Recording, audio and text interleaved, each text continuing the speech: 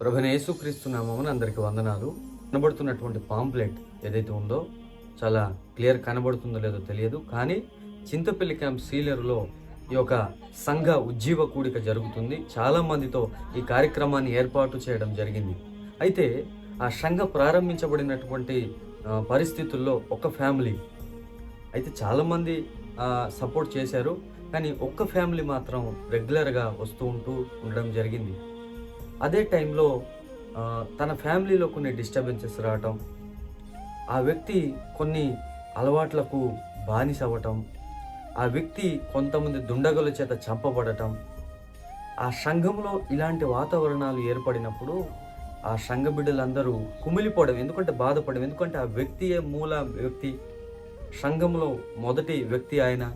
ఆ వ్యక్తి ఎప్పుడైతే చనిపోవటం జరిగిందో సంఘ బిడ్డలందరూ కూడా చాలా నిరుత్సాహానికి గురవటం జరిగింది. అదే టైంలో నేను కూడా చాలా బాధపడ్డాను.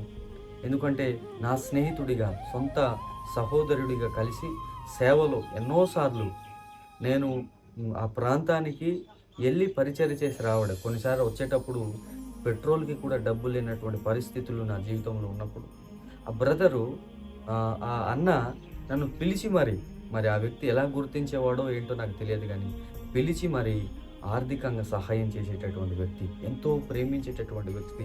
మా బాబు ఒకసారి అయితే భయంకరమైనటువంటి అనారోగ్య పరిస్థితి వచ్చినప్పుడు ఆ వ్యక్తి కానీ ఆ సమయంలో లేకపోతే, అంటే దేవుని కృపయే, కానీ తన మనస్సు ఎటువంటిదో అనడానికి నేను చెబుతూ ఉన్నాను.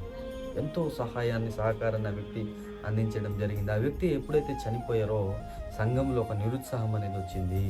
అయితే బాధపడాల్సినటువంటి విషయం ఏంటి అనుకుంటున్నాను అంటే, సంఘము ప్రారంభించబడి ఇప్పటికీ మొట్టమొదటి సభ ఇది జరుగుతుంది.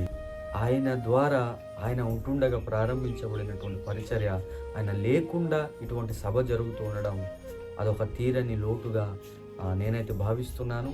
ఏదేమైనప్పటికీ దేవుని పరిచర్య, దేవుని పని తప్పకుండా జరగాల్సి ఉంది. కాబట్టి దీని కొరకు మీరందరూ వ్యక్తిగతంగా ప్రార్థించండి, దీని గురించి ఆలోచించండి. సభ ఈ కొండ ప్రాంతంలో చక్కగా జరగాలి, దైవికంగా జరగాలి. వచ్చినటువంటి ప్రతి ఒక్క వ్యక్తి కూడా ఉజ్జీవింపబడాలి, మారు మనసు పొందాలి, బలపడాలి, ధైర్యపరచబడాలి. ఆ ప్రాంతంలో దేవుని పరిచర్య స్థిరపరచబడాలి.